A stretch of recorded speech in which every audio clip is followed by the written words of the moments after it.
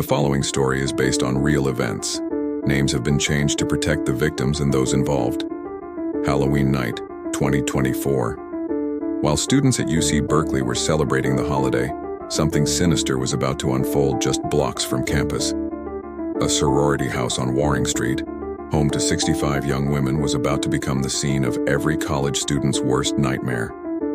It's 3:17 a.m. November 1st. The parties are over.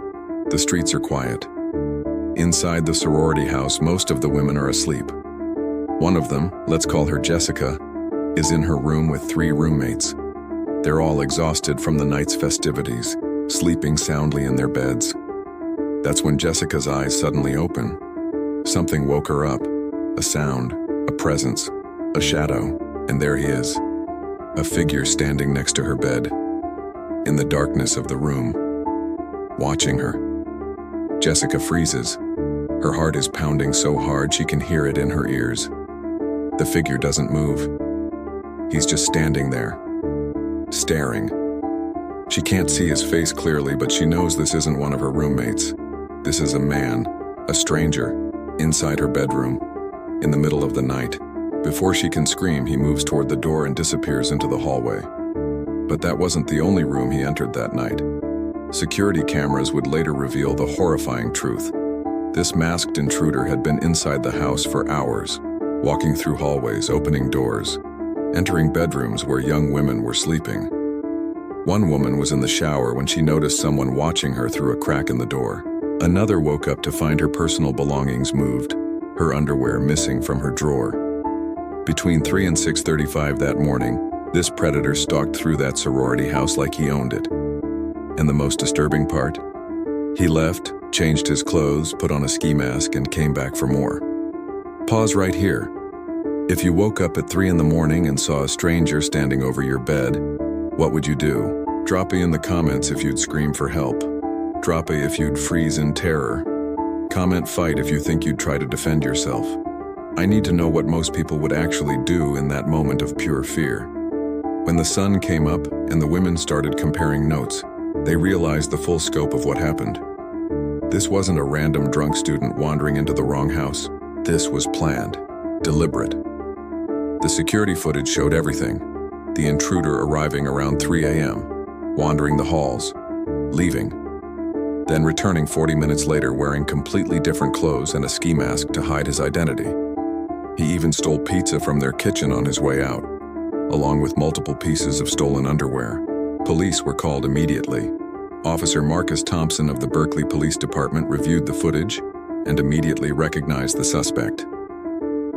We know this individual well enough that an officer recognized him from one of the surveillance photos. He told the press later. The man's name has been changed to Richard for this story, a 45-year-old from Dublin, California, and his record was worse than anyone could have imagined. Authorities used license plate readers to track Richard's vehicle in the Berkeley area before and after the break-in. Within days, they located him in Castro Valley and moved in for the arrest. But when they searched his home, they found something that made this case even more disturbing. Assault rifle parts, high-capacity ammunition magazines, over 900 rounds of ammunition. This wasn't just a peeping Tom. This was someone preparing for something much worse. Richard's criminal history in Alameda County stretched back to 1998. Burglary, robbery, assault with a deadly weapon, criminal threats, evading arrest. And most disturbingly, he was also facing charges related to lewd acts with a child under 14 filed against him in March 2024. That case remains open. He was arrested and charged with felony burglary, voyeurism, invasion of privacy, illegal weapons possession, illegal ammunition possession, and trespassing. His bail was set at $275,000. He pleaded not guilty to everything. His next court appearance is scheduled for November 18, 2024. Here's what you need to understand. 65 women lived in that house. Even the ones who didn't directly encounter the intruder were traumatized. As Officer Thompson put it, just knowing that someone was inside your home in that way, going into rooms, taking underwear, watching people shower, whether it was you or not, it shatters your sense of security. UC Berkeley released a statement saying they were aware of the incident at the off-campus sorority house and that student affairs staff was providing resources to the organization. But resources don't erase the terror those women felt that night. So let's talk about safety. If you live in shared housing, especially sorority or fraternity houses, dorm buildings or apartment complexes near college campuses, listen carefully. First, always lock your bedroom door at night, even if you think you're in a safe building. Second, install a simple door alarm. They cost $15 and work incredibly well. Third, security cameras in common areas aren't just for decoration. Actually review that footage regularly. Fourth, if you see someone you don't recognize in your building at odd hours, don't assume they belong there. Trust your instincts. Report it immediately, and if you ever wake up to find someone in your room, your first priority is making noise. Scream, yell. Predators rely on silence and fear. The moment you make noise, you become a threat to their escape. Wake everyone up. Get help immediately. Richard is currently being held at Santa Rita Jail in Dublin awaiting trial. The sorority house has since installed additional security measures, but the psychological damage to those 65 women is something that will take years to heal. This Halloween nightmare is a reminder that monsters are real. They don't have fangs or claws.